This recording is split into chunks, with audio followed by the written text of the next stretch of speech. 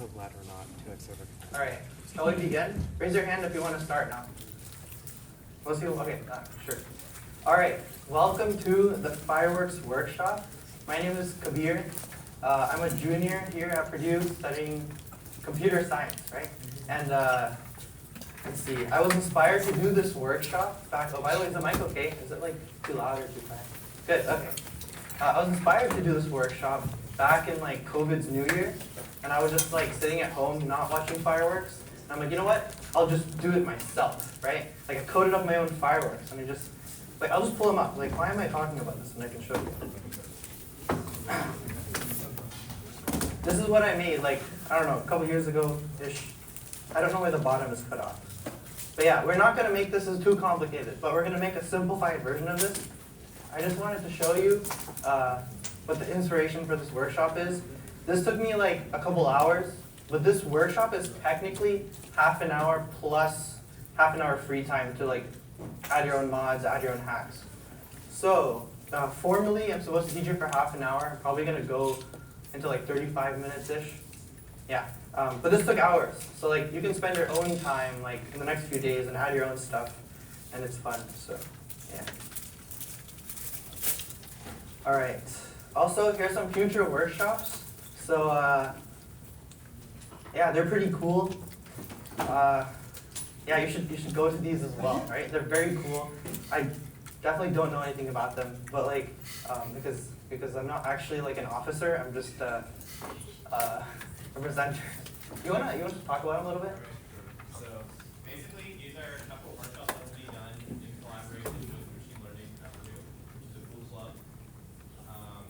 And yeah, so this is like with ML at Purdue, we're doing like 3 workshops in collaboration. So one of them has already happened, and it's more of a theoretical workshop talking about something called word embedding. The second workshop, which I think is pretty neat, is going to be creating your own chatbot building off word embedding. That will be next Thursday from 8 to 9 at Smith, the Unity classroom. And the third workshop will be like tuning your own LLM, like giving it like stuff to know to tell you stuff when you're not doing it. That'll be the Thursday after, but we don't have a room or a time yet. That's what we're still figuring out. All right, very cool. But today's workshop is very different from these because there's like no ML and all that stuff. Instead, we're gonna make this. All right, this is basically the final product, except you guys can kind of tweak it a little bit. You can make the circles bigger, smaller. You can change the background color and all. All right, so it's very cool. It looks kind of like a firework, maybe, I think. All right, I want everyone to go to this link. All right, the second link is called the documentation or whatever. You can go there too if you want. It's actually quite nice, but we won't use it that much. So the first link is editor.p5.js. All right, I should give a little background. So we're gonna make the fireworks in a website using a JavaScript library called p5.js. All right, and this library is just for graphics. I can draw a circle, I can draw a rectangle, I can animate things, right? It'll be very fun. So let's just go here. Yeah. All right, and you should have some initial code. You should probably log in. I recommend logging in. Why do I recommend logging in? It's because you can actually save your project and download it and stuff. And if you log in after you make your project, sometimes it just deletes your project. So I learned that from my dry run earlier. So if you want, you can just log in now, and it saves you a lot of like headache later. All right, so I'm gonna give you like 30 seconds to log in. Just make an account, do all this stuff. And once you're ready, let me zoom in just a bit. It's okay. All right, once you're ready, you just hit the run button, and you should see a square. It might be smaller for you if you're not zoomed in like me. But the square is called your canvas, all right?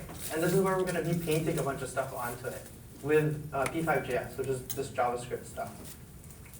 All right, just give me a show of hands, everyone who's here, like all ready to get started. You have an account. So not everyone. Most people. There's like 10 more seconds to log in. On this website. press the button. You see this number right here? It says background 220. Try messing around with it. The range is 0 to 255. Let's try like, someone raise your hand, guess what this is gonna do. The 0. Yeah, it's gonna be black. Yeah. The background is now black, alright? So what's actually happening here, right? So what is P5 all about? It's about graphics. It's about painting stuff onto a screen of pixels. And what's actually happening here is we're coloring the background black. And 0 to 255 means how bright you want it to be. So 255 is white. 0 is black. And we can also pass an RGB here. So red, green, blue, let's say 100, 100, 100. That's actually gray. So let's remove the green entirely. That's this cool purple. All right, you can come up with your own colors. Let's make the blue max value. And now it's more blue, a little bit of red, and no green. All right, so that's how you use colors, right? I don't know if you already knew RGB, but let's actually do something more interesting and draw a circle in the middle, because this is going to be the foundation of our fireworks workshop. We're going to draw a bunch of circles and then animate them. So how do you draw a circle? You just write the word circle here, and then call the function, and you can pass in some parameters. So this would be the XY position, and then the last number is the radius. And you can fill these in with something like 0, 0, and 100. And can someone raise their hand and guess where it's going to draw the circle? No one knows where it's going to draw the circle? I mean, you can just run it and like tell me. All right, go for it. Top left. All right. This is kind of unexpected. Maybe it's not unexpected. I'm not sure. But if we want to draw it in the middle, and you usually expect 0, 0 to be in the middle, it's actually not, because this is graphics. And graphics is weird. All right, so top left is 0, 0. And going to the right is still positive x. But then going down is positive y. All right, so keep that in mind. If we want to draw it in the middle, maybe we can do like 100, 100. We get a little closer to the middle, but not exactly, right? If we actually want to hit the dead center, we can use variables called width and height. So I can write here width divided by 2. All right, so width is the number of pixels in the x-axis, and width divided by 2 is halfway, which is the middle. And then height divided by 2 to draw the circle at the dead center. Very cool. All right, you can mess with the radius. You're probably wondering, how do I change the color of the circle? All right, so let's do that. Let's say fill. Fill means fill the color with like, or fill the paintbrush. You're choosing the color of the paintbrush. All right, so let's say I want it to be just bright red and nothing else. So it's RGB, right? 255 is max, 0, 0. And boom, it's red. Amazing. All right. Just raise your hand if you like still catching. Actually, no, even better. Raise your hand if you're here. Everyone's here, right? We're all good? Okay, cool. All right, another thing that I find kind of annoying about the circle is there's this weird black outline. I don't know if you can see that, but there's a black outline, and I don't like black outlines. So up here in setup, I'm gonna write no stroke. All right, now the black outline's gone. All right, I'm gonna predict, you guys probably have a question. What the heck is setup and what the heck is draw, right? Like, what are we writing our code in? Like, what is actually going on? So I'm gonna give a little bit of an intro or like a background to how P5.js actually works. All right, so first up, setup. Setup is a function that we put code into. And this function is called once at the startup of the website. All right, so when you hit run, setup runs once. And then draw is another function that we write, but it's called automatically 60 times a second. All right, so the way that works is we can actually put all this code into setup and run it once. Don't do this, right? Don't copy me here because we're gonna go back. I can run all this once and nothing happens, right? The reason why we draw the background, we draw a color 60 times a second is because the circle might animate. So we want to move the circle like every frame or something like that. All right, let me just check my notes. My phone died, so. Cool. All right, let's just animate the circle because what are we waiting for? This is P5.js, this is animations, right? Animate the circle. So how do we animate a circle? Well, every frame, we want the circle's position to change. And the position is specified by these two variables, width divided by 2, height divided by 2. So what if the x variable was actually a real variable that we control? How do you make a variable? Well, let's put it up here.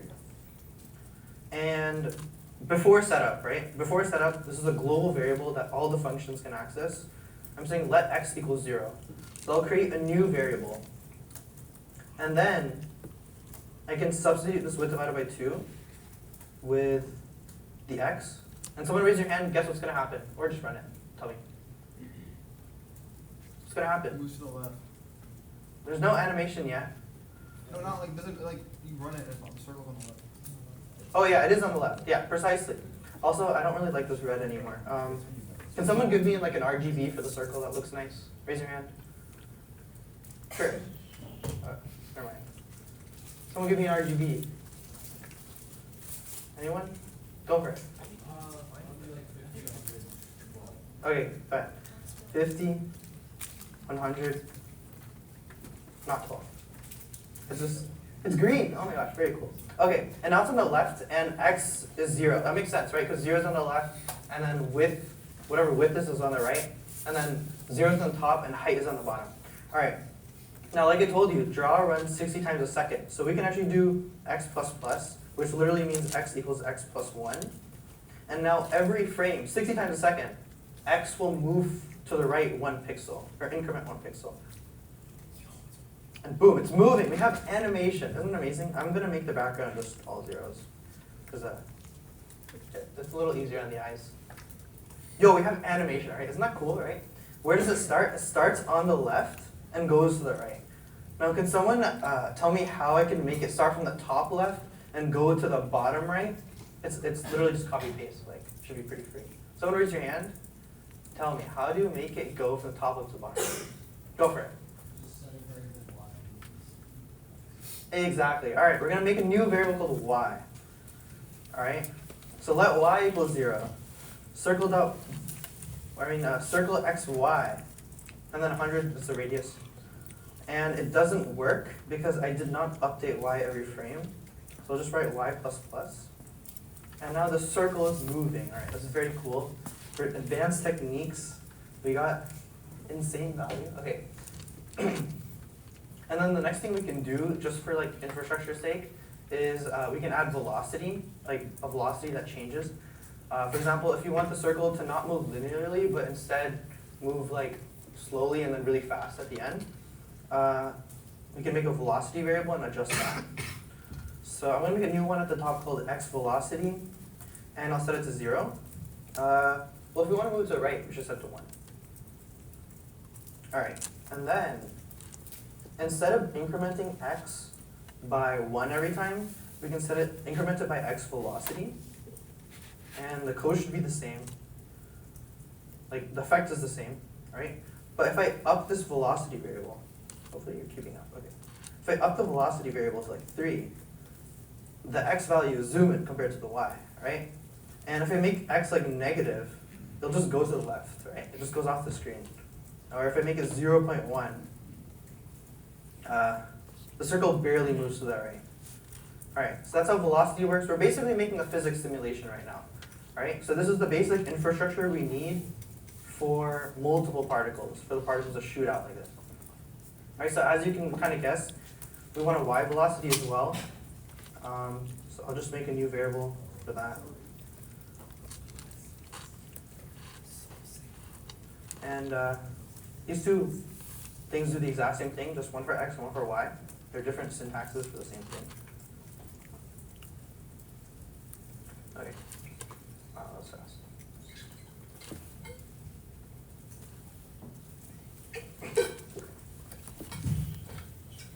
All right. So you're probably wondering, where are the fireworks, right? Why are we just animating this one circle?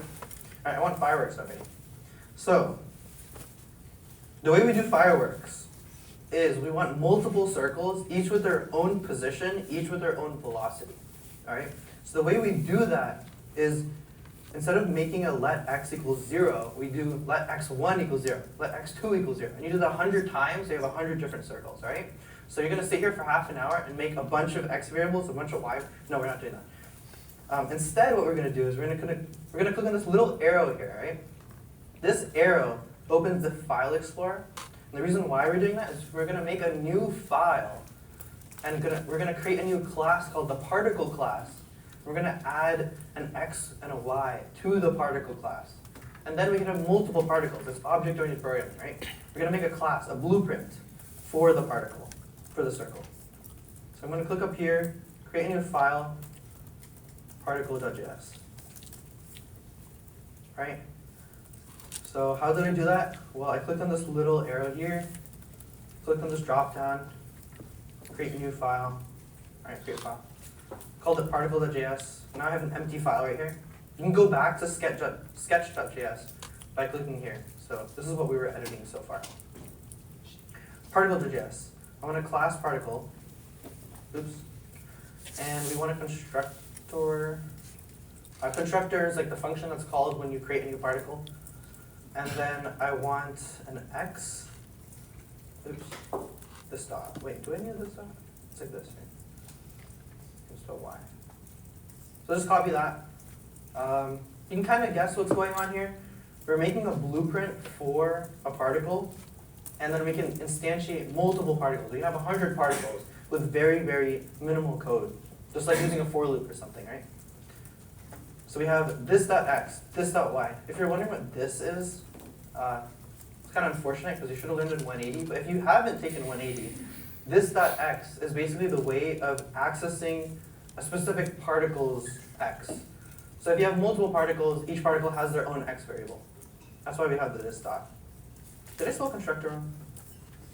Constructor. I probably spelled it wrong and fixed it, so that's cool.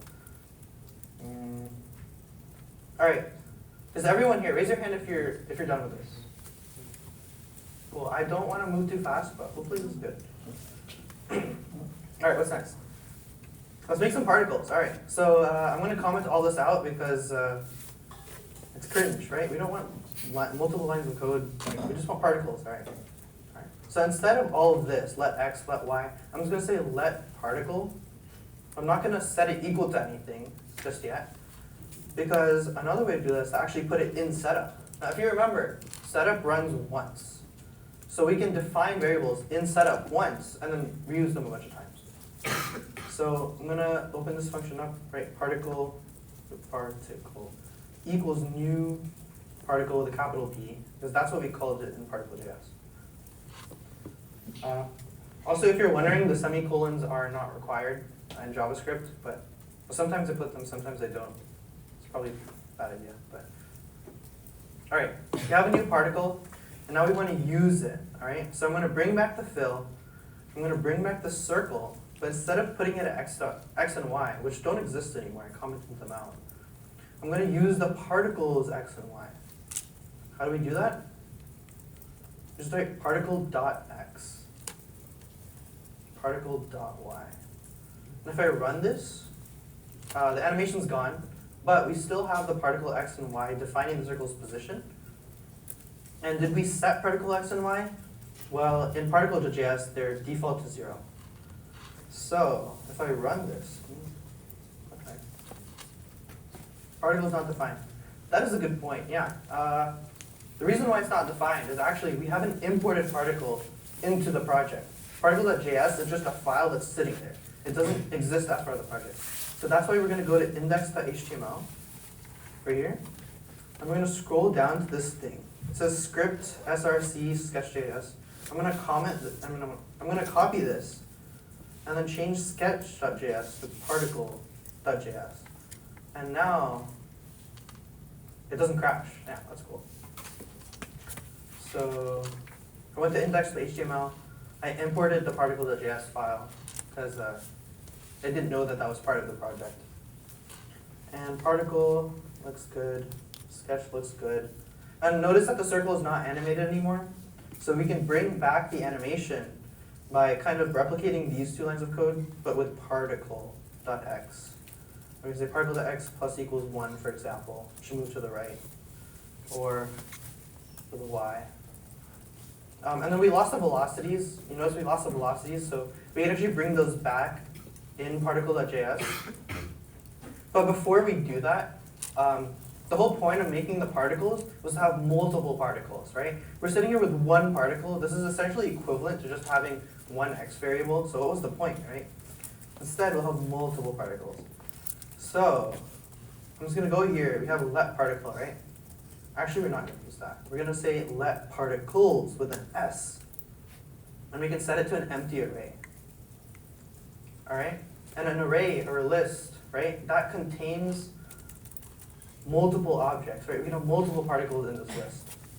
So instead of this, we can say, for example, particles dot push. That's how you add something to an array. And then we can pass in a new particle. So I can bring back this one, just call it p. Let p equal new particle. It's just like the original code. But then say particles dot push p. And now our array has one object in it. Now I can run this like multiple times, and I have the exact same particle twice, which might cause some glitches, so for like bugs. So we don't want to do that. But now down here, instead of updating particle.x, which doesn't exist anymore, we can update the first value of particles like that. But instead we should use a for loop because we'll have multiple particles. And the way we have multiple particles is by writing for let I equals 0. I is less than some number, let's say 10 particles, right? And then bring this code in. All right, let's see. All right. So quick recap, what are we doing? We made a new variable called particles, and it's an array. And this array, inside of setup, we're going to populate the array with new particle and then push that. So now we should have 10 particles in the particles array. They're all in the exact same position of 0, 0. So you can't really tell they're on, like, they exist. But let's just draw them real quick. So I'll make a new for loop instead of draw. And I'm going to go to particles.length.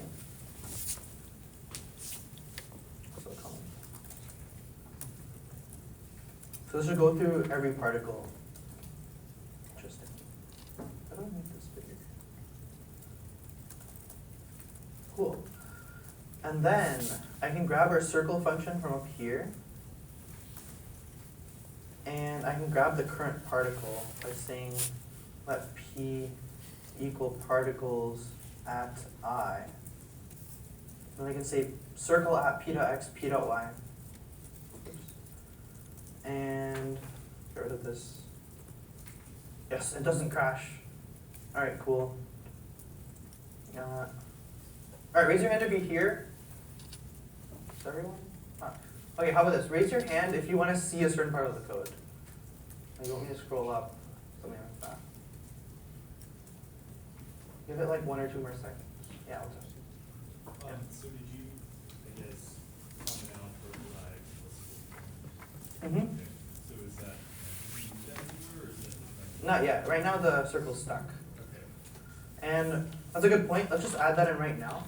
So here, we're iterating through all the particles, and then we have particle.at_i. We draw that particle, and then we can actually, if we do p.x plus equals 1, that actually updates the particle that we're currently visiting.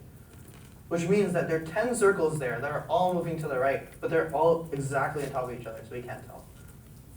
But yeah, now we have animation again. It's just inside of the for loop because we want all the particles to animate. But I want to see the difference, right? I'm going to clean up the code just a little bit.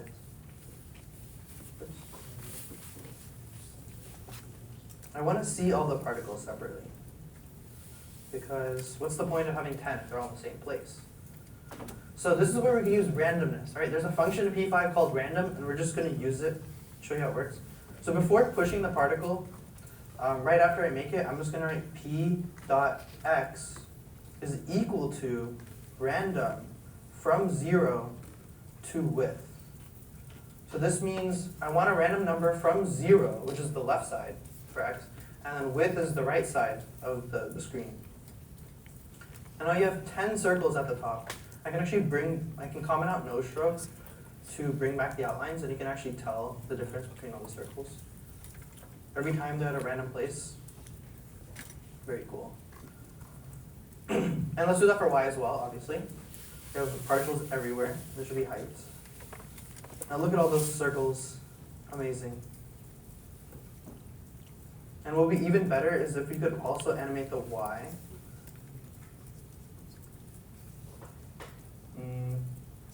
That's cool. Alright, is everyone here? Raise your hand if you're here. Alright, how about raise your hand if you're not here? Okay. Does anyone want to see like a specific part of the code that I missed?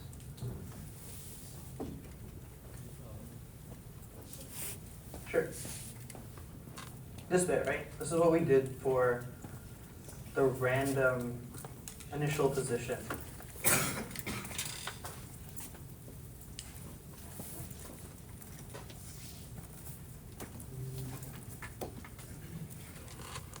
We're quite close to the firework, actually. We have like 2 more things. All right. One more raise of hands. Are we all here? Like, no one raised their hand, so I guess we're not here. Is anyone not here? That one works a little better. Sure. The animate part, right? This right here. So for every particle, I get the particle out and put it in a variable. I draw it as a circle. And then I update the x and y so that it animates. But we're actually going to change this. So this right here is 1. That means the x velocity is 1. But I want every particle to have its own x velocity. So what that means is every particle will move in a random direction, like not just the same direction. But how do we do that? You're probably guessing, let's see, someone raise your hand. Predict what we need to do next. How do we give every particle its own velocity? Anyone? Where? I missed it. Can someone just shout it out? I'm like blind. What was the question again? Oh, the question was, how do we give each particle its own velocity? Yes, but what line of code do we need to add that we're missing here? All right, I'll give you a hint. It's in here. It's in the particle class. Constructor. Yeah, you gotta add in the constructor, yes. So we have this.x, we have this.y. Now we'll give it a this.x velocity. And let's set it to 0. And then y velocity is also 0.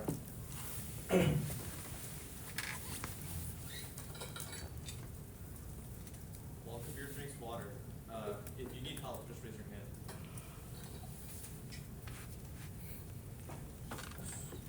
Yeah, we have some people in this class who have like already done this workshop with me as a mock run. So they actually know everything already. You can raise your hand and they'll help you out. Okay, my voice is kind of dying, so like just bear with me here. All right, so now every particle has an x velocity and a y velocity. So back in sketch.js, we set the position to 0 to width, but we can also set like p.x velocity to random from -1 and 1, for example. So that's like either left or somewhere in between or right, 1 pixel per frame. So we can do that, and it does not work. Why does it not work? Because we're not actually using this variable. So if we scroll down to this guy, p.x plus equals 1. This should actually be x velocity. P.x velocity, my bad. And then obviously we should update the y with respect to the y velocity of every particle as well. And look at that. Every circle has its own unique x velocity. Amazing. And I want more circles, so I'm just going to buff this up to 50 real quick. That looks really bad. Circle radius, 15, very small. Look at that. I want a new color. Let's do something nice and bright, like 200, 100, 255 or something. Wow, that looks nice. All right, so you're probably wondering what the heck happened to the y velocity, right? Why is it just like not moving up and down at all? And the reason why is because I forgot to copy this So basically, inside of setup, we're setting the x and y to be random, and we're setting the x velocity, but not the y velocity, so let's do that. Now that y velocity should also be random. Now all the particles move randomly, it's so cool. Wow.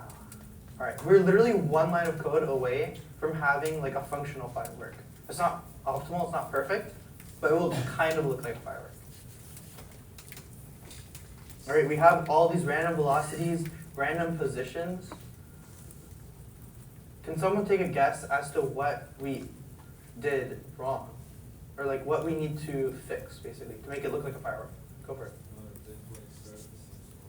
Yeah, exactly, you got it. All the particles have to start at the exact same position to make it look like it's bursting from the center. And right now, all the particles spawn at a different place. So right here, this is the positions. I'm just gonna write p dot x is equal to like 0, for example, and then y is also 0. And all the particles spawn in the top left. So we have a firework in the top left. Now can someone tell me, how do I make the firework go in the middle?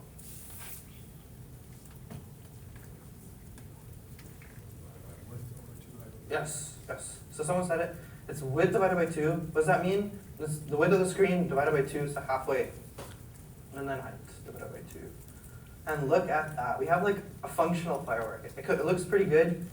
It's not perfect. And also, I can make this look significantly worse by adding a ton of particles, and now it just looks like a square. Right? So this is actually not intended, right? We want the firework to look more like a circle. And you're probably wondering, okay, why does it look like a square? We have these random velocities. We have all the positions are the same. It should look right? Well, this is, I guess you could say it has something to do with the Cartesian coordinates versus polar coordinates. We can convert the way that we get the x and y velocities from Cartesian to polar. And polar means like we're in a circle instead of just random x and y. And the way that works is, instead of determining the x velocity to be from -1 to 1, and then the y is the same, instead what we can do is we can select an angle from 0 to 360, and then also assign a random velocity from 0 to 1. And let's just do that right now. Let's do it. If I delete the velocities entirely, the circles don't move. Now what I can do is I can say let angle equal a random number from 0 to 360. And actually we're doing P5JS, and P5JS by default uses radians instead of degrees. So this 360 is actually wrong. It's supposed to be 2 times pi. And pi is just a variable that's built in. You can write it in all caps and it just works. So now we have random angle from 0 to 360, and we can also have a random velocity magnitude. So I'll say that's from 0 to 1. And right now I'm inside of this for loop for setup, right? And then you can probably predict how we're going to set the x and y velocity at the end. This is like a reference to pre-calc maybe. You have to use sine and cosine. Yeah, let's do it. All right, x velocity equals velocity, which is the magnitude, times something to do with our angle. So x should be cosine. And then y should be sine. And look at that, it's a circle. Amazing. Wow. I have too many particles. We'll fix that later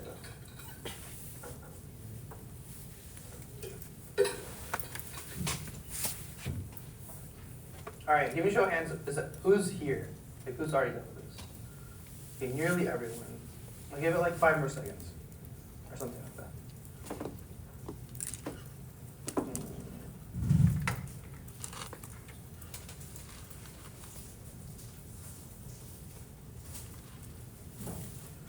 All right, cool.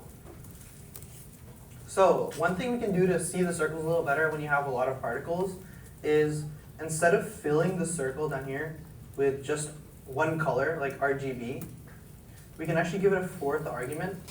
And this is the opacity of the circle, or like how see-through it is. And if I set this to something like 100, the circle should be slightly more see-through. So the overlapping ones are brighter, and then the rest You gotta see them over. This is pretty cool. Like, I like this effect. So this is like 100. All right.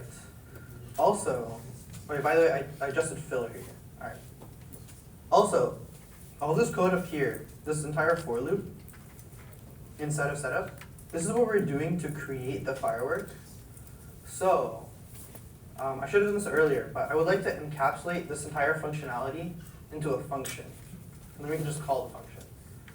So try your best to follow along with me here. I'm going to zoom out just so you can see. I'm going to cut all of this. All right, I'm going to move it somewhere else. So you can copy it. Oops, I'm going to just do it. Okay. And before I do that, let's just make the new function. So at the bottom, underneath function draw, I'm going to press enter. And then I'm going to write function create firework. And then I'm going to put all of that code from setup. So this entire for loop essentially. Put that inside of create firework. So now setup looks like this. It's literally just create canvas and no stroke. No stroke to delete the outlines. And then create firework has our for loop. It's completely outside of draw. And we iterate through to 1000, we create particles, we push them. And if we run this, we don't have anything because we never called create firework. So I can go back up here inside of setup and call our new function we created. We should be back to normal. Okay, does anyone have any questions or anyone get lost in that step? Raise your hand if you're here. Okay, we're all good. All right, I want to show of hands. I'm going to give you two options for what we'll do next. Either we add more randomized colors, we add like cool colors to the firework, or we add gravity. We make the fireworks look more realistic. All right, so give me a show of hands for if you want color or gravity. All right, one gravity. Okay. Why not both? Last time, huh? Why not both? I mean, we'll do it one by one. Oh, okay. Yeah, we'll get there. But last time they wanted color more, so it's pretty interesting. How the heck do we add gravity? It's literally one line of code, all right? So inside of draw, we have this for loop right here. And this for loop iterates through every particle. It takes the particle, draws it. All right, I can actually write that down. Draw. And then update. And then it updates the x and y positions. I can add one more line of code here and we get gravity. So someone want to predict, what is this line of code? You might have already figured it out. Yeah, go for it. Y velocity? Yes, optimal, okay. So basically we have velocity and we have position. And gravity is acceleration, right? So over here, if you know some physics or like, I don't know, derivatives or something, velocity is the derivative of, wait, is it? It doesn't matter, all right? Basically just write p dot y velocity. We change the y velocity, right? So what we're doing here is, instead of changing the position, we change the y velocity. And we set it to, we add 1 every time, right? It is perfect. Oh, wait. No, it's too fast. Also, wasn't it supposed to go up? Like 1 is positive, gravity is negative. So why did it go down? Like I should have done -1 for demonstration purposes. And then like, all right, why is it going up? Oh no. Like, someone raise your hand and tell me why. Yeah, go for it. Yeah, exactly. All right, he said positive is bottom. Like going down is positive. That's just how graphics works usually. That's what we like 1. And instead of 1, I'll do like 0.5 because I want 5 too fast. Never mind, let's do 0.1. Maybe? Okay, maybe 0.01? I like that. That looks cool. Now all the particles fall. All right. Give me a show of hands if you're here. There's literally one line code, so it should be like everyone. All right, cool. How do you add colors? This right here, this function defines the color of every particle before drawing the particle. And if we adjusted this with like variables, it would change 60 times a second. So I can actually test that out. If you have like epilepsy, it might cause problems. So like, I don't really know, like warning, Yeah, I'm just gonna do this real quick. Let's do a random from 0 to 255 just for the red. And what this does is the red value of every particle is changing constantly. And that's not good. That's not the effect we're going for. So instead what we'll do is call fill for every particle instead. So I can just put this at the top. It doesn't really matter as long as I do it before draw. So I guess we'll just put it right where we're drawing it. Right before we draw the circle, I'm calling fill, and then this color, right, can change per particle. So let's say the particle is this I. This I goes from 0 to, how many particles do we have again? 1,000? That's important. Okay, I'm going to 255 for demonstration purposes because colors go from 0 to 255. And then I'm going to set, yeah, I changed it to 255, right? I'm going to set the fill value, and you don't have to follow along with this, we're going to change it. But I'm going to set the fill value to I itself. So every particle should be from 0 to 255 for that R value. Instead, what we actually want to do is we want to get every particle its own RGB. So someone predict how do we do that? It's just like we did velocities. Someone raise your hand. Or just shout it out. Go for it. Yeah, exactly. All right, so basically we go to particles.js. Now I'm going to fix this. I'm going to set it back. Okay, we go to particles.js. We have this.x, this.velocity. Now we want this.r, and this.b, and this.g.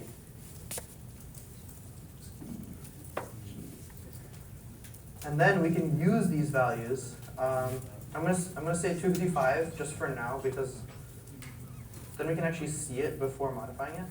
So all the particles should be bright white, and that's not happening because here we should be using particle.r, particle.g. These variable names are getting very confusing, but they're all white. Yes. And then the last thing we can do to make randomized colors per particle is we can go to our create firework function where we created the particles and put them into the array. And for each particle, we can define the R, G, and B to be a random from 0 to 255. Let's go down here. This is where we set the X. This is where we set the velocities. And then, last but not least, let's set the R to some random between 0 and 255. Just test it.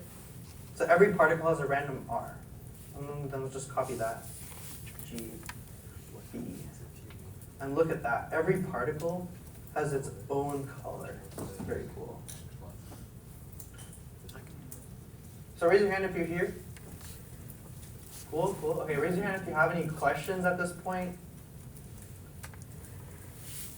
We're basically there. Like, this is effectively a firework. There are some tweaks we can add. Like, obviously you can start hacking yourself right now if you want to make your own custom color schemes or you want to spawn multiple fireworks. Or we can just do that right now. We can spawn multiple fireworks because we have the infrastructure to do that. Let's see. But yeah, one final tweak that I discovered while I was making the fireworks myself is up here in the background function. We can actually mess with this to make it look a little more interesting. And it actually makes it look like a lot cooler, like very suddenly.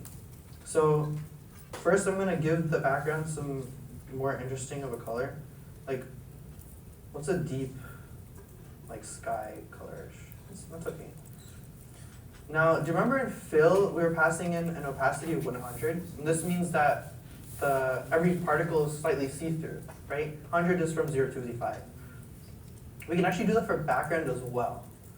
And if you're wondering what background actually does, every frame, it draws a background to cover the entire screen, and then it draws little circles on top of that. So it's basically erasing the screen. So check this out. Comment out background entirely. We get this really cool effect of trails. All right, what did I do? I just removed the background entirely. And it looks kind of bad because, well, we lost our night background, right? So instead, I will give the background an amount of see-throughness. So every frame, we add more background, so the background becomes darker. but the particles will still have a light trail. You can see that. Well, maybe the particles are too light, so I'll set this like 200 instead. Maybe the background is too dark. I'll set this to 15. Yeah, look at those. I like these trails. They look very nice.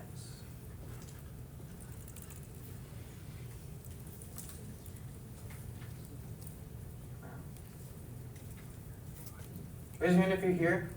We're all good? Okay. I'm going to go back to slides for just for a second to give some inspiration. So I went a little further with this, and I got some friends to go further with this. We used some polar functions. We gave certain fireworks like different color schemes. And we also added this ability to click somewhere and it spawns a firework there. This is some ideas for if you want to go forward. And I just made this like this morning. Instead of spawning a group of particles, I just spawn a particle every frame. And you get this like fountain effect. And you can do this exact same thing, but move it up to the top of the screen, and it looks like rain. So yeah, that's how I did this. It's kind of cool. All right, so there's some ideas. Now we have two options. It's 8:51. Technically, Matthew, when does our room expire? 9:30. 9:30. So we have a fair amount of time. I know some people like to leave at around 9 because it's an hour. But we have two options. One is I let you all go free. You do your hacks. You try to make some of these mods or make some of your own. And the other option is I show you how to click somewhere to spawn a firework there. So raise your hand if you want to. Actually, we can do both. Because if you don't want to pay attention, you don't have to, right? So raise your hand if you want to know how to click somewhere to spawn a firework there. All right. It seems like a lot of people want to know how to do this, so you might as well. All right, so far we have a firework, and it spawns in the middle. And the way we create the firework is down here. We have this function called create firework. And the way we set the position of the firework is over here. P dot x and P dot y is equal to width divided by 2 and height divided by 2. So what this does is every single particle has the exact same position, and then down here a random velocity. So the first thing I would like to do is delegate the task of setting the position of the particles somewhere else. And in this case, let's do it up here in create firework. So there's this thing called arguments. When you have a function, you can pass in values and then use those throughout the function. So I can say x comma y inside of these parentheses, and then just use those. So instead of width divided by 2, I can do x. Instead of height divided by 2, I can do y. So what this means is that these variables are going to be passed in wherever we called the create firework function, so we can define the variables somewhere else. We can have more control over them. If I run this, pretty sure it crashes. And the reason why it crashes is because the place where we called create firework, we did not pass in values here. We called it up here in setup. So I can just pass width divided by 2, height divided by 2, and get the original effect. It spawns dead center. But now I have a little more control. I can put this at width equals 0, it spawns on the left. Or I can do like width divided by 4, 3, okay. Same difference, right? We have the fire moving around. Now the last thing we need to do is create a new function that is automatically called whenever we click. And that's called mouse press. I can scroll to the bottom, and then just like, I'm going to put it under create firework. So I'll go down here and create a new function called mouse press. I'm pretty sure you have to spell this exactly right, otherwise it doesn't work. The same way that draw has to be spelled right and setup has to be spelled right, because those functions are called automatically by P5JS. Mouse press. Create firework. And let's just say width divided by 2, height divided by 2 for now. This almost works. Every time I click, it creates a new firework. They're like literally almost there. I'm going to make this only like 100 particles. So now I can just mash and like infinite particles. My computer's dying. Okay.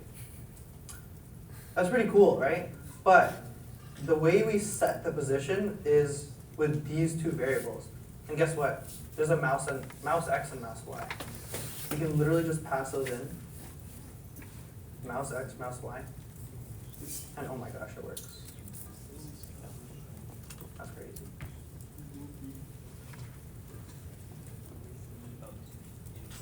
All right, raise your hands if you're here. Or any like questions or any code you wanted to see? I have a question. Yeah. I missed a line earlier before you made the mouse pressed function that like, what did you add something before that? Like you added something and you said, I think it crashes. Oh, okay. Oh yeah, so in setup, you can just comment out the firework that spawned right when the code starts because if we only want fireworks to spawn when we click, we can get rid of this. Right now there's no initial firework. Or if we do want to keep this, we have to pass in an x and a y because we said x and a y here need to exist, right?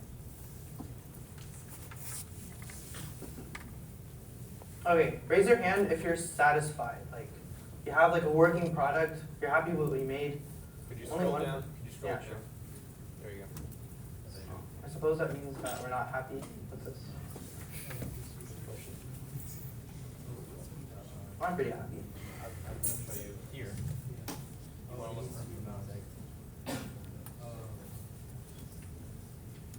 Alright, well we're technically done, alright? So like this is pretty much as far as I wanted to go with the actual workshop.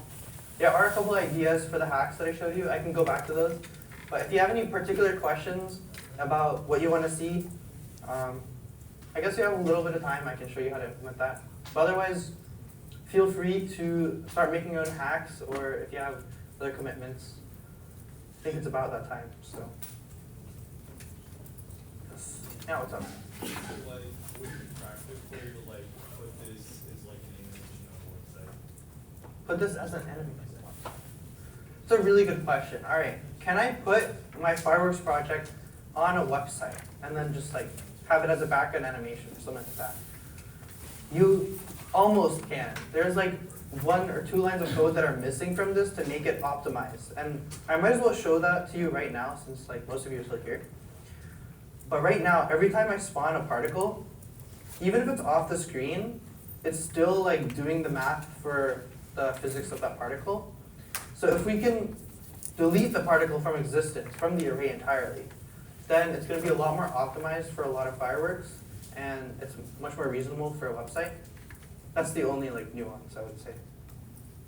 So I guess is that what to do? To add it like a back. Oh, to delete the particles? Yeah. Let's do it right now. All right. Are y'all interested in that? You want to make your code more optimized? All right. So right now, if I make a ton of fireworks, the computer should die. And also, even when these go off the screen, they're still computing the position velocity of every firework. So it's still kind of slow. All right. And the reason why it's happening is because we have particles array and we have create firework. And create firework literally just goes in and pushes a bunch of particles. So the naive way of solving this problem is whenever we create a firework, we go particles is equal to a new empty array. So what that does is, spawning firework, it just kills the old one. And that is suboptimal. I want multiple fireworks simultaneously, right? This is just bad. So instead, what we should do is we should delete the particles that should no longer exist. And one way to do that is to go through the entire particles array, check if the Y position is off the screen. And if it is, just like delete it, get rid of it.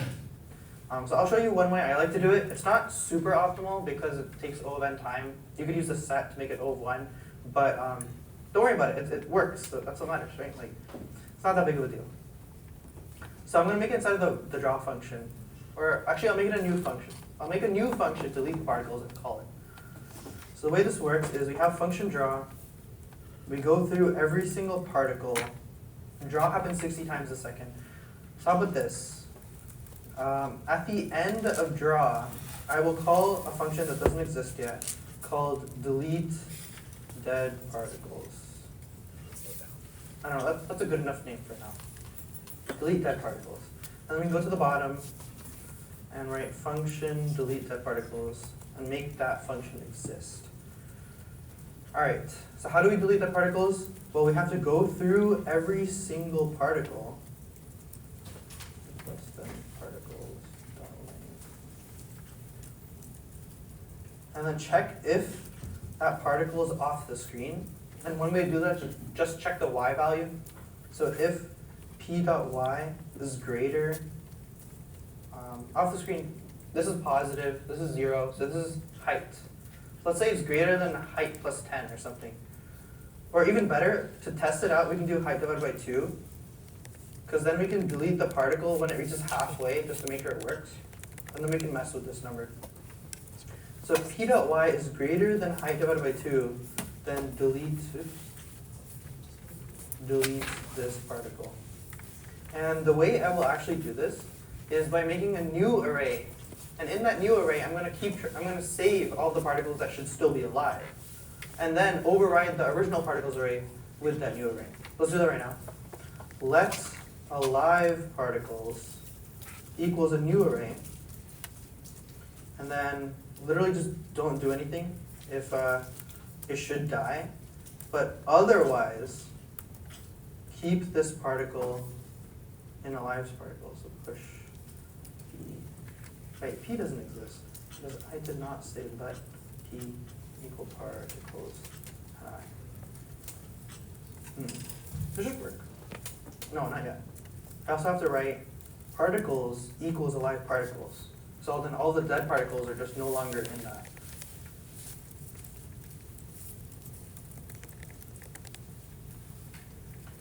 Okay, did I misspell that? Weird, okay. And then also if you want to make this code a little more concise, we can say if p dot y is less than some threshold, then you should say it's alive, and otherwise it won't be an alive, and then it'll be lost. So yeah, now the particles die when they hit the middle, which is what we expected, because that is a debugging technique. If you want to make sure your code works, you make it really obvious, but then you can mess with this threshold. So p dot y is less than height, then keep it alive. Or height, right? Yeah. Now the particle dies right when it hits the bottom of the screen. So I'm going to add like 10 pixels so that it doesn't have the weird effect of the circle is like halfway through the bottom and then disappears. It should be like completely off the bottom and then disappears. Yeah, this is pretty optimized. I can still lag it out by like spawning a bunch at once.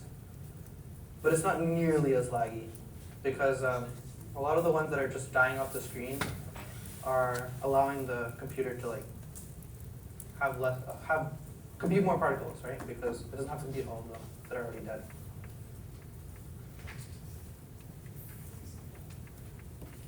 Cool. All right. Well, thank you guys for listening to my awesome workshop. And we have one last thing before you completely dip. Let's see. Yeah, so I don't know if I showed you these mods. I'm pretty sure I did. But polar functions exist. So that's like your next step. You can make like that star. I don't know if you saw. Here's another star, right? You can make a heart. Like I think that's what I did last time, but I might have commented that out. And then you can also make this cool fountain, or you can make it rain. But finally, I would like to share with you this QR code. So this is the Purdue Hackers Discord server. And this is very important because you can literally just show off your amazing project and all of your future projects that you make throughout your college career. Just put in Discord, put in ship channel. This is actually where I put my fireworks thing like a couple years ago. And then Matthew, the officer, he came with me and he's like, that should be a workshop. And 2 years later, I'm like, all right, let's do it. Finally, I have the time to like actually teach this. So that was really fun. Yeah. I have one more thing to say. Thank you for plugging in Discord. Please join. It's also where you get, we post upcoming events on there. I also want to tell you all, in case you're not aware, about Hack Night. Hack Night is a mini hackathon that happens at the local makerspace, the Bechtel Center, every Friday night. So the next one is this Friday at 8 p.m. I highly encourage you to come. It's just hanging out, time to work on your own projects. It goes until often very late at night.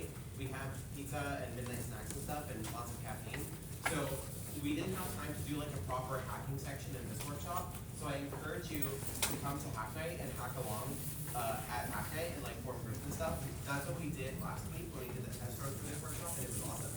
So if you want to keep playing around with fireworks, please come to Hack Night and also just work on your own projects. Otherwise, we have this room until 9:30. It's only 9:05.